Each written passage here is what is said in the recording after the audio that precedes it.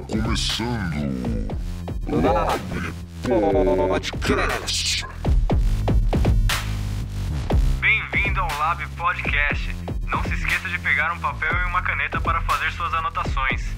E aí, vamos lá? Nessa noite, estou muito animado para Efésios capítulo de número 2, porque tem muita informação importante para a gente aqui, tem muita revelação de Deus nesse texto para a gente olhar junto. Eu queria ler com vocês. Abre aí Efésios 2, verso de número 1 a seguir. Que diz assim, olha: Ele lhes deu vida, quando vocês estavam mortos em suas transgressões e pecados, nos quais vocês andaram noutro tempo, segundo o curso deste mundo, segundo o príncipe da potestade do ar, do espírito que agora atua nos filhos da desobediência. Entre eles também nós todos andamos no passado, segundo as inclinações da nossa carne, fazendo a vontade da carne e dos pensamentos. E éramos, por natureza, filhos da ira, como também os demais. Mas Deus, sendo rico em misericórdia, por causa do grande amor com que nos amou. Eu vou parar aqui nessa noite, ok? Então vamos voltar lá no versículo de número 1. O que está acontecendo aqui? Ele introduz, né, essa parte da carta, Paulo, né, introduz essa parte da carta, falando que ele lhes deu vida, ok? Então, a primeira coisa que ele fala é que ele nos deu vida. E você vai entender o porquê que ele nos deu vida, porque está ligado à condição humana que ele vai descrever. Qual é a descrição que ele faz da condição humana sem Deus? Ele diz, quando vocês estavam mortos. Então, o que ele vai mostrar para a gente aqui é que a condição humana é de mortos. A condição humana sem Deus, sem Jesus Cristo, é de morte, ok? Então eu quero que você anote aí que essa é a condição humana. E o que Paulo está dizendo aqui, claro, não é de uma morte física. Porque se eles estavam lendo a carta ou ouvindo a carta é porque fisicamente eles estavam vivos. Mas o que Paulo está dizendo aqui é sobre uma morte espiritual. Ok? Uma morte espiritual. E o que é morte espiritual? O que é morte para Paulo? O que é morte para as Escrituras? E aí a gente precisa voltar lá em Gênesis, capítulo de número 3, verso de número 6. Ok? Gênesis, capítulo de número 3, verso de número 6. Deixa eu abrir aqui com vocês. Abre aí Gênesis 3, versículo de número 6.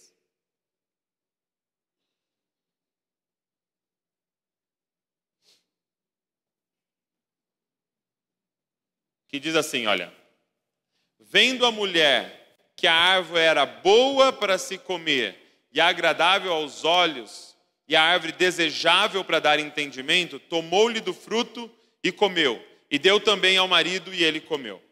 Qual era a ordem de Deus? A ordem de Deus é: o dia em que vocês comerem desse fruto proibido, certamente morrerão. Isso está em Gênesis capítulo 2. Em Gênesis capítulo de número 3, eles comem exatamente do fruto que não poderia comer. Agora eu te pergunto, eles morrem fisicamente na sequência? Sim ou não? Não. Então morte aqui não diz respeito a uma morte física. O que acontece com o homem e com a mulher? O que acontece com Adão e Eva? Eles perdem algo que a Bíblia considera morte. Eles perdem a conexão com Deus. Por quê? Porque a morte que eles tiveram foi espiritual. Eles são agora expulsos deste lugar aonde o céu e a terra se encontravam. Eles são expulsos desse lugar aonde eles tocavam no físico e tocavam no espiritual. Então a morte que eles passam a ter é uma morte espiritual. Agora eles vão viver simplesmente para a terra. Agora eles vão viver simplesmente para plantar, para colher, para comer e eventualmente teriam uma morte física. Mas morte nas Escrituras não é somente essa questão de o coração parar de bater. Morte nas Escrituras é perder a conexão com Deus. Quem está entendendo? Por que do desespero de Cristo antes de ir para a cruz? Por que do desespero de Cristo em relação à cruz? Não era por causa da morte física, não era porque o coração dele pararia de bater. O desespero dele no Getsemane, a ponto de dizer, Senhor, passa de mim esse cálice, é porque ele experimentaria o abandono de Deus. E isso é morte nas Escrituras. Estar longe de Deus é morte. Sabe, às vezes a gente fica se perguntando, como é o inferno? O que vai ter no inferno? Será que vai ter um garfo quente espetando o bumbum das pessoas? E pode ser que tenha tudo isso, eu não sei. Nunca fui lá. Porém, eu sei o que é o grande sofrimento do inferno. É não estar mais conectado com Deus. Isso é o inferno. Perder completamente a conexão com o Deus de amor, com o Criador, com o nosso Pai. Esse era o desespero de Jesus na cruz. Era ter que tomar daquele cálice. Que cálice? A separação de Deus. Então ele estava dizendo assim, olha, vocês estavam mortos. Ou seja, mortos espiritualmente, sem conexão com Deus. Então você tem que entender que o ser humano é essa tríade, né? É corpo, alma e espírito. Então o que está morto aqui nas pessoas sem Deus? O espírito. Então ela tem corpo, ela tem alma, porém o espírito está morto. Obrigado, mano. Então, ele diz que o que Deus precisa fazer para a gente, então, não é nos dar cura. Entenda, a condição humana não é uma condição de doentes. O homem não está doente precisando de uma cura. A condição humana não é uma condição deturpada, onde a gente precisa dar uma arrumada nas pessoas. Não, ele diz, ele nos deu vida. Por quê? Porque para morto só tem uma solução, vida. O que ele veio oferecer não foi cura, ele veio oferecer vida. Ele veio oferecer ressurreição dos mortos. E aí, Paulo então vai dizer como aconteceu essa morte. Como é que acontece essa morte? E aí ele diz o seguinte, que essa morte foi através das nossas transgressões e pecados, ok? Então, como que se deu essa morte? Através de transgressões e pecados. Por que essas duas palavras, né? A impressão que dá é que elas parecem a mesma coisa, mas elas se diferem um pouquinho. Transgressões, olha aí, sem jeito. Transgressões é a violação dos mandamentos. Então escreve aí, violação dos mandamentos. Ok? Agora, pecados já são ações, falas e pensamentos que ofendem a Deus.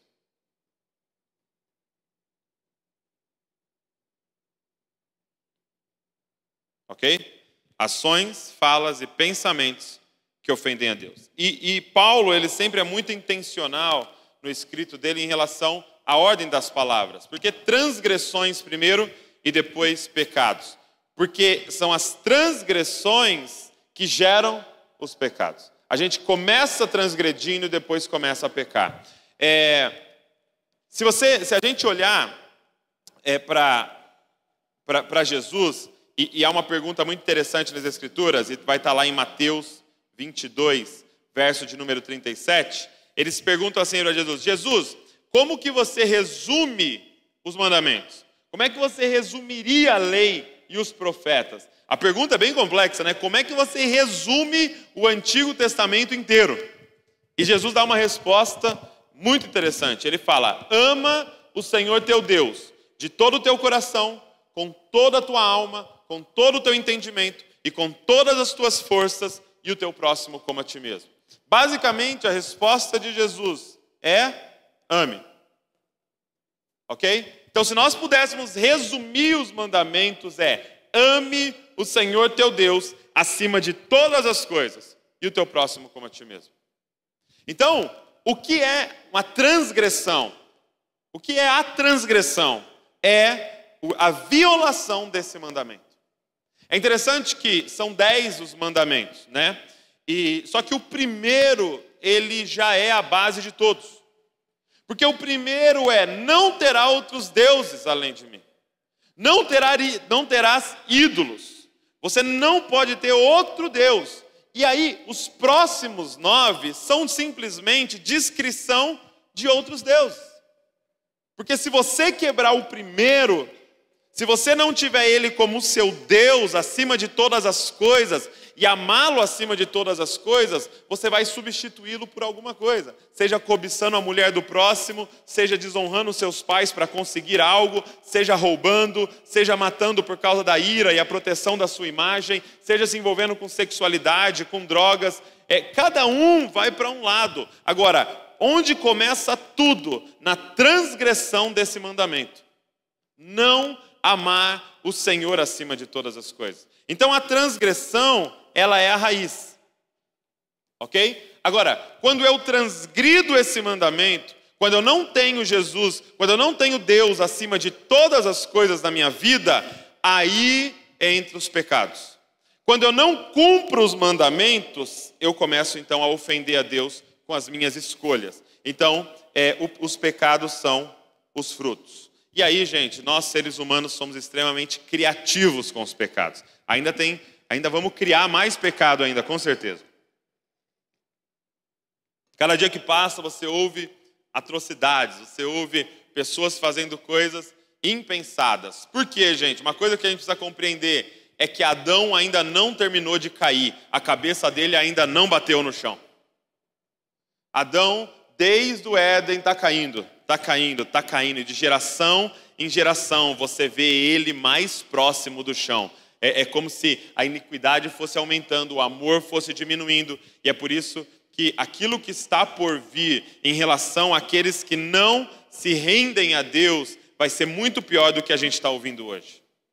As coisas que a gente está ouvindo hoje, como um homem entrar em um culto de outra religião e matar 49 pessoas, o outro entrar numa escola e assassinar crianças, o outro, alguém editar um vídeo para ensinar crianças a se cortarem. Você fala: meu Deus, aonde nós estamos chegando? Calma, vai piorar. Vai piorar. Por quê? Porque quando abandonamos esse mandamento, quando tiramos ele desse lugar, nós vamos colocar alguma coisa nesse lugar. E aí começa o caos. E são os pecados. Os pecados são os frutos, ok? Agora, o que gera, ou o que gerou a transgressão? O que gerou a transgressão de Adão e de Eva e que até hoje gera a transgressão? Qual que é a grande estratégia de Satanás? E aqui eu quero que você entenda. Ele é o pai da mentira. A forma que ele tem para nos fazer transgredir e, consequentemente, pecar é a mentira. O que acontece lá em Gênesis? Dá uma olhada em Gênesis, capítulo de número 2, verso de número 17. O que acontece em Gênesis 2, 17? Deus dá uma instrução. Deixa eu voltar aqui no 2.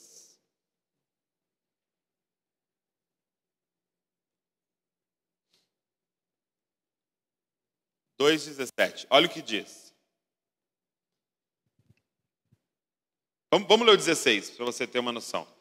E o Senhor Deus lhe deu esta ordem, Deus falando com o homem: de toda árvore do jardim comerás livremente, mas da árvore do conhecimento do bem e do mal não comerás, porque no dia que dela comeres, certamente morrerás.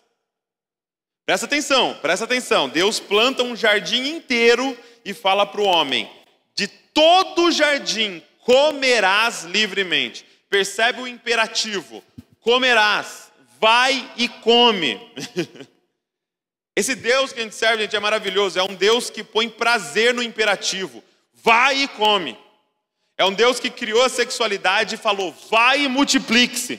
Tipo mandamento, entendeu? Você não está multiplicando, você está em pecado.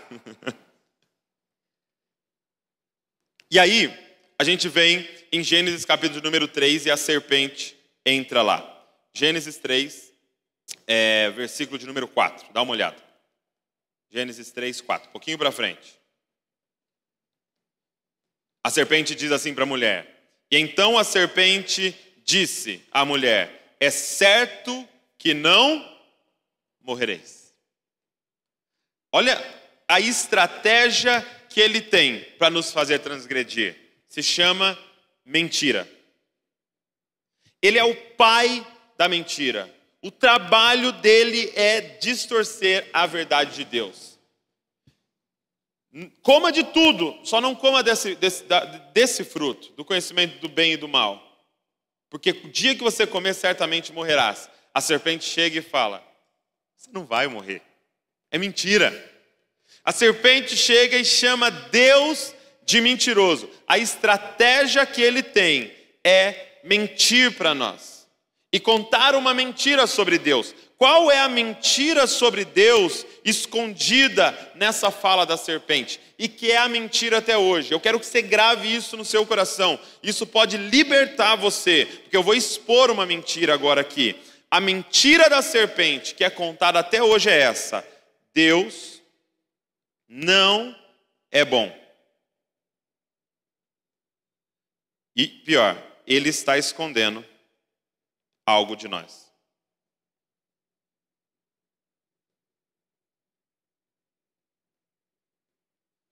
Anota isso. A mentira de Satanás é essa: de que Deus não é bom e de que ele está escondendo algo da gente. O que a serpente fez para convencer a mulher? Nas entrelinhas, ela estava dizendo assim para a mulher: ei, é mentira que vocês vão morrer. Ele reservou essa árvore, que é a melhor de todas, para vocês não comer. A mentira de Satanás, na nossa linguagem hoje, é que Deus é um estraga-prazer. Não obedece os mandamentos, cara. Por quê? Porque Deus é um estraga-prazer. Ele não é bom. Por algum motivo, ele decidiu esconder as coisas boas de nós. Então você vai ter que negar esse Deus e buscar os prazeres escondidos no mundo. Só que veja que Deus que nós servimos. Um Deus que criou um jardim, que eu chuto que tinha milhares de árvores, e falou para ele: come 999 e não come uma. Não é um Deus que criou um jardim com 1000 árvores e disse: come essa uma o resto da vida e está proibido 999. Porque quando você conversa com uma pessoa que não participa de igreja e não teve contato com o evangelho verdadeiro, qual é a fala dela? Ah, não vou não, cara, lá não pode nada. Pode nada. Entendeu? Vou ter que, não posso ter prazer nenhum. Entendeu? Eu não quero ser crente, porque crente não pode nada. Essa é a mentira até hoje, que Deus não é bom, porque ele decidiu esconder prazeres de nós. Mas qual é a verdade sobre Deus? É que ele é a fonte de todo o prazer. Cara, que existem prazeres escondidos em Deus que nada nesse mundo pode satisfazer. Sabe por que nós somos, gente, completamente insatisfeitos? Porque não tem nada nesse mundo que se compare ao que Deus tem para nós. Meu irmão, você pode ir lá, e eu e a Val, por exemplo, nós estamos numa jornada, quase que uma jornada espiritual, em busca da parmegiana perfeita. Então, em todo lugar que a gente vai, que a gente olha no menu e tem uma parmegiana, a gente fala: eu quero essa parmegiana, porque eu estou atrás da perfeita. Mas deixa eu te dizer uma coisa: ela não existe. Por quê? Porque depois de você terminar de comer, a gente sente um vazio. Quando a pessoa termina de olhar a pornografia, ela se sente um vazio. Quando ela termina de passar o efeito da droga, ela sente um vazio. Por quê? Porque não tem nada nesse planeta que consegue fazer o que Deus consegue fazer na nossa vida, cara. É por isso que nós não vamos estar nunca satisfeitos aqui. E aí, a gente entra num grande problema. Por quê? Porque aí eu tenho esse vazio de Deus e eu entendo que é na sexualidade que eu vou conseguir. E aí eu começo acessando os sites. Mas aí aquilo não satisfaz mais. Por quê? Porque o buraco que você está tentando preencher é um buraco do tamanho de Deus. E qual é o tamanho de Deus? Diga comigo. Infinito. É por isso que ver aquelas imagens não satisfaz. Aí ele precisa de vídeo. Aí ver aqueles vídeos não satisfaz. Aí ele precisa falar com alguém. Aí falar com alguém não satisfaz. Ele precisa tocar em alguém. E aí ele começa a pagar pela sexualidade. E aí ele começa a fazer coisas que já não são tão bem vistas diante da sociedade. E aí daqui a pouco, uma pessoa já não satisfaz. Agora, aquele sexo já não satisfaz. Agora é adolescente que ele quer. E daqui a pouco é criança que ele quer. E daqui a pouco é algo, amordaçado. E é assim, gente, o caos que a gente está vivendo. Porque a gente está tentando preencher um buraco que é do tamanho de Deus. Esse buraco é infinito. E qualquer coisa que a gente tentar colocar vai nos matar. Se a gente colocar comida, vai nos matar. Se a gente colocar qualquer prazeres, vai nos matar. Se a gente tentar colocar alguém nesse buraco, vai nos matar. Se a gente tentar colocar nossa carreira, vai nos matar. É isso que ele está dizendo. O que gera essa transgressão e depois, consequentemente, os pecados, que cada um vai pender para um lado, é essa mentira de Satanás. Ok? E qual é essa mentira? Que Deus não é bom e que Ele está escondendo algo de nós. E no momento que a gente crê nessa mentira, a gente perde exatamente aquilo que Ele estava nos dando. Agora, ele continua. E ele diz assim, no verso de número 2. Nos quais vocês andaram no outro tempo. Então, nos quais o quê? Transgressões e pecados. Ok? Nos quais vocês andaram no outro tempo. Agora, por que ele usa a palavra andaram? Ok? Só mudar aqui o meu. Por que ele usa a palavra andaram? O que significa esse andar? Esse andar, gente, quer dizer estilo de vida. Mentalidade. Cultura. Tem uma palavra aqui que eu gosto, que é reação. O que é esse andar? Esse andar é a nossa forma de viver, tá? É a nossa cultura. Antes nós andávamos dessa forma. Nós nos comportávamos dessa forma. Só que esse andar, alguém aqui pensa para andar? Sim ou não? Perna direita, perna esquerda. Não? Ninguém? Ele pensava um pouquinho. Por acidente você ficou pensando para andar. Mas naturalmente você pensa para andar? Não. Por quê? Porque é natural. E eu e a Val tá lendo um livro e ela estava contando para mim uma informação que o cara dá, é que apenas 5% do nosso comportamento durante o dia é consciente. 95% do que a gente faz é inconsciente, no sentido de automático. A gente dirige automaticamente, a gente anda automaticamente, a gente faz muitas atividades automaticamente. Então, antes nós andávamos, nosso estilo de vida era esse da transgressão e do pecado. Não precisava nem fazer força, nem pensar para isso. Era automático.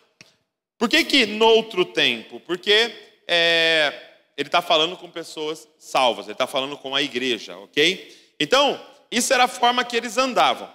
Agora, olha o que ele diz na sequência. E esse andar de vocês era segundo o curso deste mundo. Ok? Segundo o curso deste mundo. O que é esse curso? É a direção. Ok? No sentido de direção. Seria, a ilustração aqui seria de um rio. Então, é como se tivesse um fluxo. Como se tivesse uma direção. O mundo, gente, está indo numa direção. O mundo, ele tem um fluxo. Ele tem para um lado ele está indo. Ok? É como num rio, se você começar a boiar, ele vai te levar. Então, o mundo tem um curso. Se você deixar a sua vida no automático, você vai ser levado pela nossa cultura, pela nossa mentalidade. E eles andavam, então, no curso. Eles andam na direção que a cultura está indo. Eles andam na direção que este mundo está indo. Agora entenda, esse mundo aqui não é a criação em si. Ok? Então uma coisa que a gente tem que entender. Jesus não está falando de passarinho, não está falando de criação, não está falando de água, não está falando de Bragança. Não, ele está falando sobre um sistema. Ok? Ele está falando de uma mentalidade. Então, quando você ouve assim, nós não somos desse mundo, não é porque a gente é extraterrestre. Amém? Você não é de Marte, ok? Da onde nós somos? Desse mundo aqui. Agora, nós não somos desse sistema. Nós não somos dessa mentalidade. Ele nos chamou para ser o contrafluxo. Ele nos chamou para ser contra a cultura. Ele nos chamou para ir contra o curso deste mundo. Mas é um sistema, uma mentalidade. E aí ele vai falar uma palavra que a gente até estudou da outra vez. Ele diz assim, que o curso desse mundo, quem dá a direção do que está acontecendo, é o príncipe da potestade do ar. Ok? Então prende a respiração aí. Que está no ar a parada aí. Então é o seguinte. Quem que determina o curso? Quem determina a direção, a cultura, a mentalidade desse mundo? Ele diz que é o príncipe da potestade do ar. Ok? É uma descrição para Satanás. Pode escrever Satanás aí que não tem problema, tá bom? Não dá azar. Por que príncipe? Não é porque ele é filho do rei, ok? É porque vem da palavra princípio. Porque ele iniciou a rebelião. Ele foi o primeiro. Ele foi o primeiro. Ele que começou esse caos. Foi ele que quis ser maior do que Deus. Foi ele que achou que Deus estava escondendo alguma coisa. E ele falou, não, eu vou subir mais do que Deus. Ele é expulso, então, das regiões celestiais. Então, ele é o príncipe dessa rebelião. Ele que começou essa rebelião. E está tentando levar todos nós com ele. Agora, lembra que eu falei para vocês de potestade. Lembra que a gente falou de principados e potestades. Aqui você pode ver que a palavra é até parecida. Príncipe das potestades.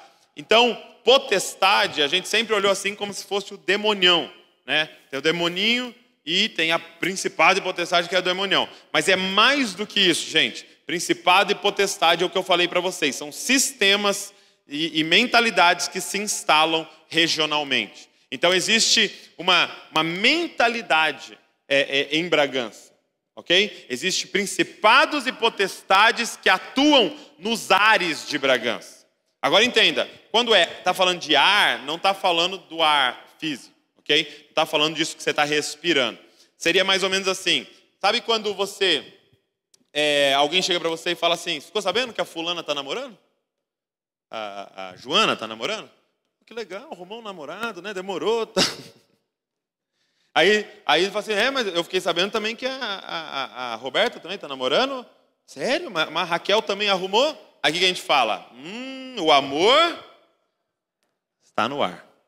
Essa expressão que está sendo usada aqui. Está acontecendo tanto que a gente, está no ar esse negócio aí, vai pegar, cuidado, você que está querendo ficar solteiro aí, que esse negócio está no ar. Ó, tem gente já respirando fundo ali, tentando pegar. É um exemplo só, cara, calma. Então, o que ele está dizendo é que essa mentalidade está tão espalhada, essa cultura está tão espalhada, que ela está no ar. Ela está em tudo. Ela está em toda parte. Ela nos envolve. E nós, gente, nascemos nesse ar. Você sabia que se você chegar para um peixe e falar para ele assim, cara, não é ruim ficar molhado assim? Ele vai falar, quem está molhado? Por quê? Porque ele está tão envolvido em água que ele não sabe que ele está molhado. Nós estamos tão envolvidos nessa cultura, em cada outdoor que a gente olha, em cada propaganda que a gente assiste, em cada texto que a gente lê, em cada conversa, em cada roda que a gente para, que muitas vezes a gente nem percebe, assim como o ar, dessa mentalidade, dessa forma de pensar. Então, quem determina o curso é o príncipe da potestade do ar. Que eu vou deixar aqui o exemplo, só para você lembrar. O amor está no ar. Agora, ele dá uma outra descrição para Satanás. Ele fala do espírito que agora atua nos filhos da desobediência, ok? Então ele fala algo sobre Satanás e seus demônios. Que é um espírito. E talvez isso pareça óbvio, mas você precisa entender algo aqui. Por ser um espírito, é invisível. Por ser um espírito, não tem corpo. Ou seja, no momento em que Satanás e seus demônios querem atuar em nosso plano, o que eles precisam? De um corpo. Eles precisam atuar através de alguém. E quem está sendo nessa ocasião os agentes, as bocas usadas, as mãos usadas, os filhos da desobediência. Quem são os filhos da desobediência? Aqueles que continuam separados de Deus, aqueles que vivem na desobediência, que vivem nas transgressões e nos pecados. Então, você precisa compreender isso. Todas as vezes que Satanás quer atuar, ele usa um corpo. Ele usa uma boca. Quem, Douglas? Quem ele tiver acesso. Quem está dando brecha. Então, a pessoa, ele sabe que, por exemplo, uma das grandes formas de destruir uma pessoa é através da rejeição. Ele sabe disso. Ele sabe como é que eu destruo uma pessoa? Rejeição. Como é que eu destruo uma pessoa? Jogando contra ela profecias satânicas, dizendo o que ela não é. E aí o que ele faz? Ele vai e ele acha uma boca. A pessoa está lá na escola, alguém chega para ela e fala: "Você sabia que você é ridícula?" Ele acha uma outra boca que canta uma música para ela: "Gorda baleia, saco de areia." E aí alguém fala uma outra coisa. E o outro fala uma outra coisa. E alguém bate nela, agride ela fisicamente, xingando ela. O que está acontecendo ali? É o espírito atuando através de alguém. E marcando a vida daquela pessoa com essa mentalidade infernal. Por quê? Porque agora essa pessoa agredida, essa pessoa rejeitada, essa pessoa abusada vai se tornar um abusador. Agora, com esse monte de feridas na vida, ela vai fazer escolhas todas erradas e vai ferir outras pessoas. Isso vira um ciclo. Agora, o que você precisa compreender? Que o espírito maligno está atuando. Só que Satanás e seus demônios não são como Deus. Eles não são onipresentes. Então, entenda isso. São fundamentos. Satanás não é onipresente. Vou até escrever aqui. Satanás não é onipresente. Então, ele não está em todos os lugares ao mesmo tempo, ok? Apesar de haver Satanás e seus demônios. Então tem atuações de demônios e tem atuações também do príncipe aqui. Agora, ele não é onipresente. Então, como que ele faz para instalar o caos se ele não está em todos os lugares? Através de potestades. Como ele faz para instalar o caos? Ele entra numa família, acha uma boca e cria uma cultura do inferno naquela família. Essa família, esses pais, estão educando esses filhos nessa cultura do inferno. E esses filhos agora vão casar tudo errado, ou vão juntar, ou vão sair fazendo filho, e vão instalar essa cultura na próxima geração. E assim, nós vamos ter uma mentalidade, por exemplo, de rejeição. ou uma mentalidade de abuso. Então, como ele não é onipresente, ele é extremamente estratégico. Muito mais do que possuir alguém, que a gente sempre ficou impressionado com isso, ele quer criar uma mentalidade numa nação. Quem está entendendo o que eu estou falando? Irmão, ele conseguiu instalar uma mentalidade de corrupção na nossa nação. O que nós estamos vendo lá são os caras que roubam mais, são tipo nossos heróis. Esses caras roubam pra caramba. Eles são os top da corrupção. Mas é uma mentalidade. E aí agora eu te pergunto, Satanás está em todo mundo que está corrompendo? Não, não precisa mais. Ele já criou um software. Ele já criou um modus operandi. Ele já criou uma forma automática de se comportar. E aí 5% do que você faz é consciente. E 95% é automático, que você faz por repetir o que você viu outros fazendo. Então você imagina. É assim que ele atua. Ele acha um corpo, ele começa algo e ele cria uma mentalidade. Então, mais do que simplesmente expulsar demônios, que nós temos que fazer, que é o mandamento de Deus, nós temos que, depois de expulsar o demônio, discipular essa pessoa para uma renovação de mente, para que agora ela pense como Cristo e não mais como o curso desse mundo. Entenderam? É por isso que vocês estão aqui, porque nós estamos tendo a nossa mente renovada. Provavelmente, quase ninguém é endemoniado aqui. Não vou falar que é todo mundo, né? Porque às vezes tem alguém. Mas provavelmente aqui, galera, nós já fomos, né, libertos e já estamos há um tempo buscando Jesus. Porém, agora o que precisa? Uma mudança de mentalidade. Porque não é que nós estamos libertos de uma atuação satânica que nós pensamos como Deus. Que nós pensamos como Cristo, ok? Então, e aí ele diz que esse espírito atua nos filhos da desobediência. Aqui que eu quero firmar esse ponto. Satanás não tem acesso aos nascidos de novo, amém? Aonde ele atua? Nos filhos da desobediência. Ou seja, nos filhos da obediência, ele não atua. Então, o que ele tem contra os filhos da obediência? As mentiras. A batalha é virtual. Alguém já foi nesse shopping agora que os caras têm aquele óculos que você põe assim? Alguém já experimentou? Aqueles óculos que você põe assim e põe o fone, a realidade virtual. Alguém já experimentou? Levanta a mão assim. Irmão, é uma loucura aquilo. Por quê? Porque você está assim, de repente o chão abre. Você entra em desespero. E aí a galera assistindo você é ridículo lá no shopping. Lá. Meu Deus, tal. E vindo dragão. Tal. Irmão, essa é a forma que o diabo tem para atuar contra nós, os filhos da obediência.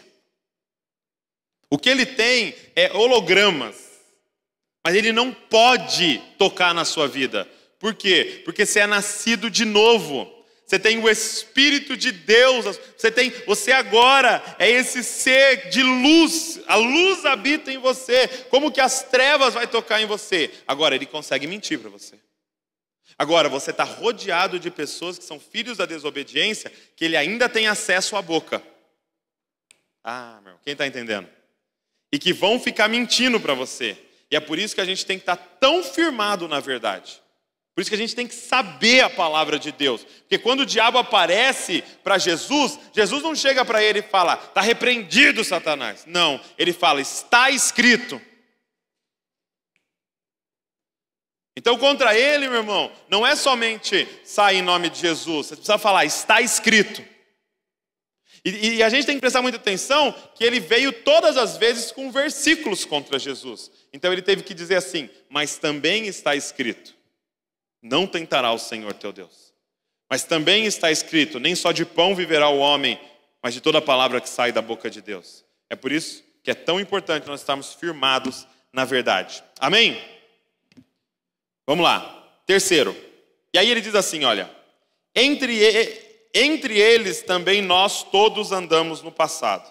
Ok? Então, Paulo faz questão de nos lembrar isso aqui, ó.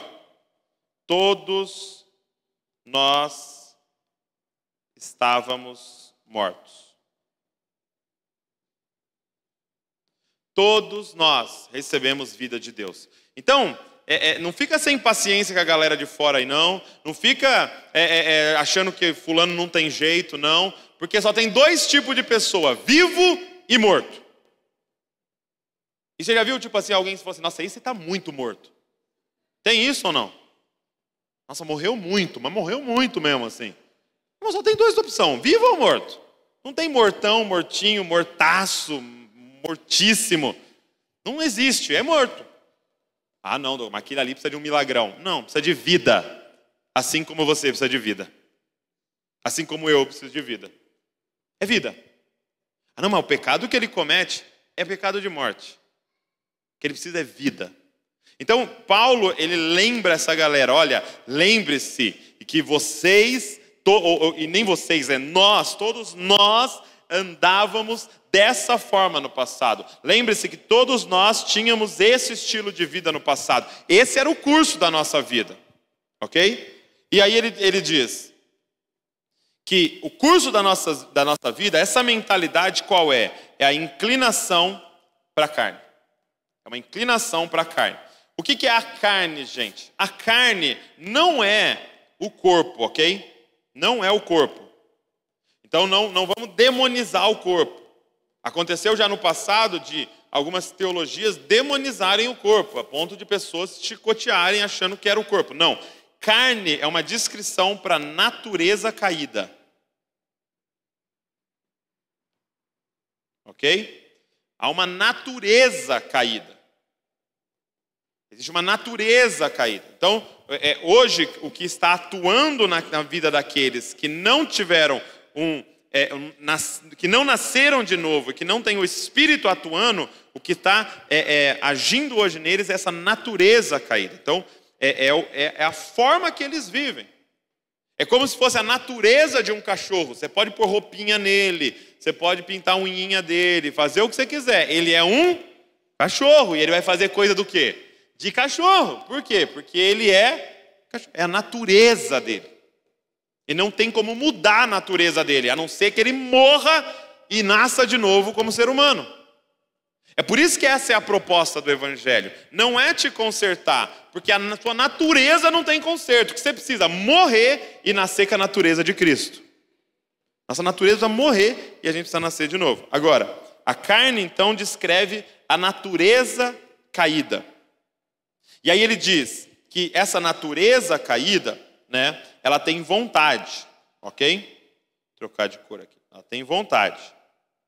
E aí são as vontades da carne e as vontades dos pensamentos. Isso aqui é muito importante, gente. Então, nós temos a carne e nós temos os pensamentos. Lembra que eu falei para vocês que nós somos três? Que nós somos corpo, ok? Então, as nossas necessidades do corpo. Então, nós vamos falar sobre comer, nós vamos falar sobre sexualidade. Então, é uma necessidade humana a sexualidade. Beber, ter prazer. Então, tudo isso são necessidades. Então, eu vou continuar daqui da carne dos pensamentos, ok?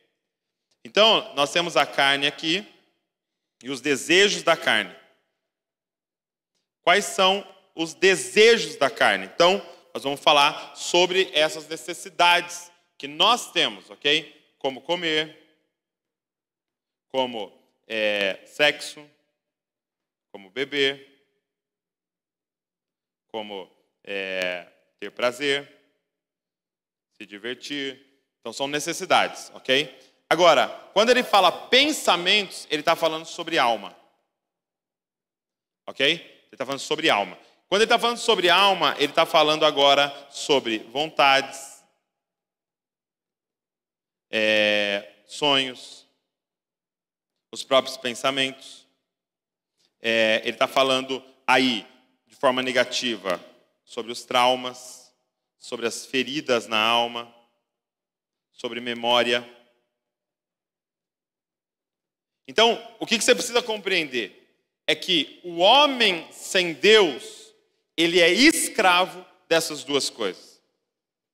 Escravo, ou seja, nós somos arrastados para essas duas coisas. Ou nós estamos nos movimentando a partir da carne, ou nós estamos movimentando a partir da alma.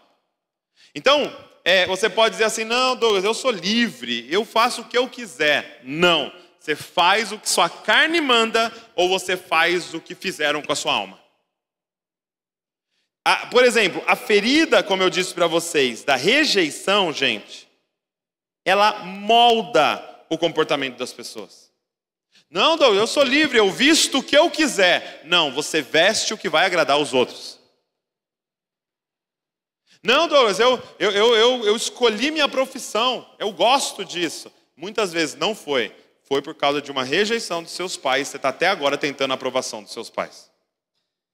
Eles queriam que você fosse isso aí que você é. E você está correndo atrás dessa aprovação. Então, muitas vezes a gente se acha livre, mas na verdade nós somos escravos das nossas vontades carnais e das nossas feridas na alma.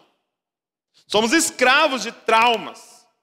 Quantas pessoas, gente, a gente sabe que sofreu no passado um abuso, seja físico, seja sexual, e isso moldou a forma. Hoje ele às vezes quer sair de certas situações, quer sair de certos relacionamentos, e é como se ele não pudesse, não conseguisse. Por quê? Porque ele está algemado pela alma dele. Sabe, uma pessoa, um rapaz chegou para um pastor e ele disse assim, pastor, eu não gosto muito desse negócio de crente, de igreja, assim, porque eu gosto de ser livre. E eu acho que esse negócio prende a gente. Aí o pastor falou para ele, é mesmo? Você é livre assim? Eu falei, eu sou livre. Eu gosto de estar livre. Eu falei, que legal, como é que é seu nome? Aí ele falou assim, por exemplo, João. João. Eu falei, pô, que legal, João. Por que você escolheu esse nome? Aí o João falou, não escolhi, né? Esse nome meus pais me deram. Pô, que legal, mas pelo menos você escolheu seus pais, né? Não. Pelo menos você escolheu que país você ia nascer, né? A cultura que você vai ter, a língua que você ia falar, você escolheu? Não. Você escolheu, por exemplo, como iam te educar nos 5 primeiros anos da sua vida que determina toda a sua personalidade? Não. Então de que liberdade você está falando? De que liberdade nós estamos falando, cara? Se nós estamos andando numa estrada pavimentada chamada infância. E que nós não tivemos escolha nenhuma de como nos educar. Que liberdade é essa? Que nós somos assombrados pelo nosso passado e por muitas coisas que fizeram para nós, que nós nem escolhemos. Que nós nem escolhemos. Que liberdade é essa? Mas de repente, chega Jesus com a verdadeira liberdade. Lembra que ele fala, verdadeiramente sois livres. Porque existe uma liberdade falsa. Que é o que a galera está fazendo aí fora. Eles acham que eles estão fazendo o que eles quiserem. Eu quero isso. Eu quero muito isso. Não, você não quer isso. Foi o que implantaram em você. Você assistiu tanto, você ouviu tanto na música, que plantaram isso dentro de você, mas você nunca foi criado para isso. Agora vem Deus e coloca a verdadeira liberdade. O que ele diz? Aonde o Espírito está, ali a liberdade. Por quê, gente? Porque aí Jesus vem e desperta uma terceira coisa em nós, o Espírito. Agora, eu tenho ainda alma, eu tenho ainda carne, agora tem uma terceira força dentro de mim, o Espírito. Agora eu não sou escravo das minhas vontades, eu não sou escravo dos meus traumas, porque tem uma terceira voz dentro de mim, me guiando para a vida. É o Espírito Santo conectado com o meu espírito, cara, me dando vida. Você não precisa fazer o que fizeram para você, e você não precisa fazer o que sua carne está pedindo, porque você tem agora o Espírito vivificado dentro de você. Quem está entendendo? E essa voz, é isso que fala com você. Significa que todos fazem o que o Espírito manda? Não. Muitas vezes você continua fazendo o que a sua carne está pedindo. Por exemplo, uma luta da nossa geração é com a glutonaria. É com a glutonaria, não é verdade? Nós temos acesso a comidas e lanches e pizzas, e o tempo todo a gente sempre está consumindo mais daquilo que é necessário para a gente ter energia para o nosso dia. É uma luta nossa. Agora, o que ele está dizendo é que eu coloquei um espírito dentro de você, e agora você pode se satisfazer de uma outra forma, não precisa ser mais da comida. O que é necessário agora? Caminhar de uma nova forma, andar de uma nova forma. A gente precisa aprender agora um novo caminhar, porque agora tem um novo curso. Não é o curso do mundo mais, mas agora é o curso do reino de Deus. É uma nova cultura, uma nova mentalidade. Então, a inclinação era essa. A inclinação para a carne. Escravos da carne e dos pensamentos. E aí, isso fazia de nós, e aí ele diz assim, e éramos por natureza filhos da ira. E aqui, gente, eu quero que o Senhor nos cubra de temor em compreender isso daqui. Nós éramos merecedores da ira de Deus sobre a nossa vida. Ele diz filhos da ira. Por quê? Porque a ira era a nossa herança por direito. Se a gente orasse assim, Senhor, me dá o que é meu por direito. Deus falava, tá bom. O que é nosso por direito? O que nós somos merecedores? Porque a gente fez por merecer a ira de Deus. Gente, a ira de Deus. Você já viu alguém irado? Já pegou assim alguma briga de trânsito assim? Você viu um cara possesso mesmo de ira assim? Já viu um vídeo de alguém irado espancando alguém? Agora, meu irmão, você imagina um ser todo poderoso. O que é a ira de Deus, gente? O que é a ira de um Deus todo-poderoso? Agora, você pode falar assim, poxa, Douglas, eu estava aprendendo aí que Deus é amor, poxa. Você não está batendo esse Deus aí que você está falando. Como que Deus fica irado nesse nível aí? Como que Deus, como é que tem a ira de Deus se Ele é um Deus bom, um Deus de amor? É exatamente porque Ele é bom e é um Deus de amor que Ele é um Deus de ira. Por quê? Quantos aqui, por exemplo, amam criança? Então, meu irmão, se isso é verdade, você tem que se irar contra a pedofilia. Agora, se você fala, eu amo criança, mas sou indiferente à pedofilia, você não ama criança. Porque o que te faz irado com essa injustiça? O amor que você tem por essas crianças. Deus, Ele é tanto amor que Ele é muito ira. Ele é tanto amor, Ele é tão a favor da vida, que tudo que gera morte, Ele fica irado. E Ele disse, certamente morrerá, eu derramarei toda a minha ira sobre toda a injustiça. E Paulo está dizendo, nós éramos, porque ele estava falando com pessoas que haviam nascido de novo. Mas se há alguém aqui que não nasceu de novo, não era, mas é filho da ira de Deus. Deixa eu te dizer uma coisa. Um dia, a ira de Deus cairá sobre a humanidade. Sobre toda a injustiça. Tudo isso que você está vendo, vai haver justiça, gente. Pô, fulano saiu impune. Não se preocupe. Ninguém vai sair impune diante de Deus. Pô, terminou tudo em pizza. Fica tranquilo. Diante de Deus, nada vai terminar em pizza. A ira de Deus vai ser derramada. E vai ser um dia terrível. Agora, ele diz assim, e aqui é o verso de número 4. E eu queria encerrar com vocês com essas duas palavras. Mas Deus. Gente, essas são as duas palavras mais maravilhosas que tem na Bíblia toda. Mas Deus. Depois de dar todas essas informações, depois de dizer das nossas transgressões e pecados, e de dizer que nós estávamos completamente inclinados para a carne, e que nós éramos escravos da nossa alma e dos nossos pensamentos, e que nós éramos merecedores da ira de Deus, ele faz algo ilógico. Ele escreve, mas Deus. Todos nós aqui merecíamos tomar esse cálice da ira de Deus. E ele escreve, mas Deus.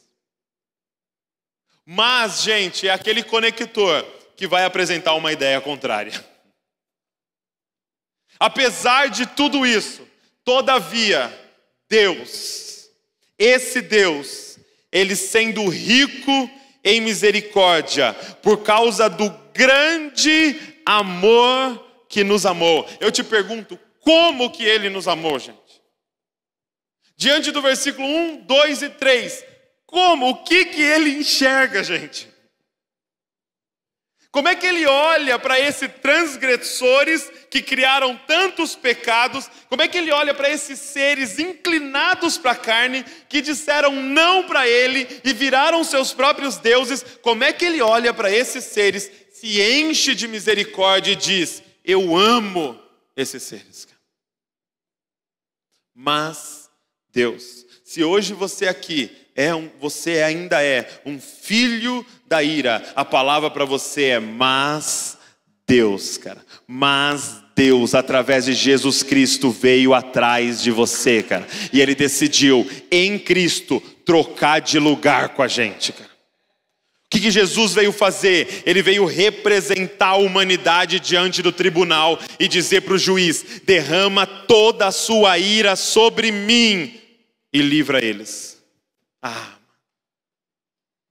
Ele tomou daquele cálice, ele tomou da ira de Deus. Na cruz do Calvário, gente, Deus, o Pai, ele estava vendo todos os pecados da humanidade em Cristo Jesus. Entenda, na cruz do Calvário, Jesus se fez pecado. Ou seja, quando o Pai estava olhando, ele estava vendo Hitler. Quando o Pai estava olhando, ele estava vendo o massacre de Suzano. Quando o Pai estava olhando, ele estava vendo cada pedófilo que já passou pela terra. Quando o Pai estava olhando, ele viu todas as atrocidades. Ele viu as pessoas que vendem mulheres como escravas sexuais. Ele estava vendo tudo isso estampado no Filho dele. Ele se fez pecado no nosso lugar, e Deus derramou toda a ira sobre ele. E todos aqueles que estão em Cristo Jesus, não há condenação para a gente agora. Por quê? Por causa desse Cordeiro maravilhoso. Eu quero que você saia daqui com duas palavras, cara. Mas Deus. Sabe, nós precisamos saber da nossa condição, sim, da nossa velha natureza, mas nós não podemos nos esquecer dessas duas palavras. Mas Deus não deixou que a gente permanecesse assim, cara. Mas Deus veio atrás da gente. Mas Deus escolheu você, cara.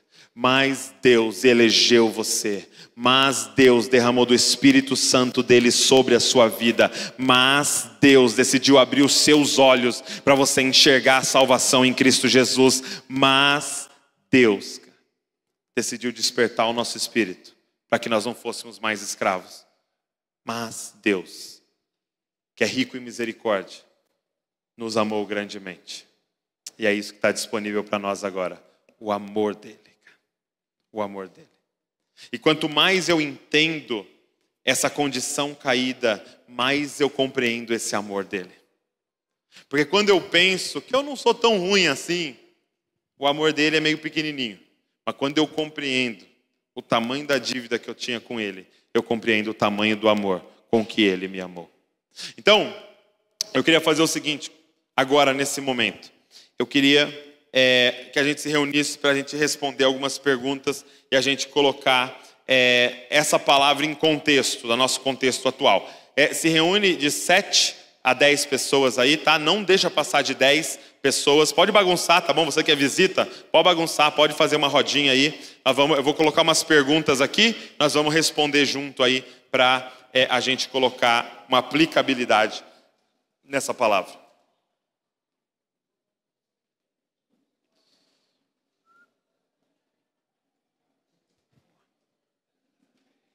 7 a 10 pessoas, não passa de 10 para todo mundo conseguir falar e participar, ok?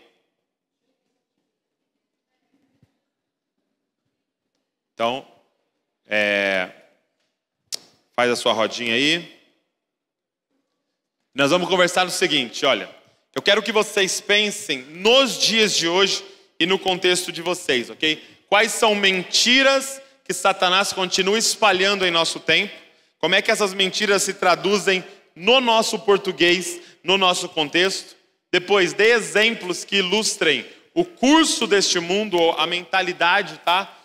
Caída. Então, o que você observa hoje acontecendo ao nosso derredor, que é o curso desse mundo, que é a mentalidade desse sistema atual. E por último, o que é viver escravo da carne e dos pensamentos e como a salvação nos liberta, ok? Eu quero que você fale de forma bem prática sobre isso daí, tá bom? Nós vamos ter 15 minutos para a gente conversar, tá bom? Então não fique 15 minutos numa pergunta só, ok?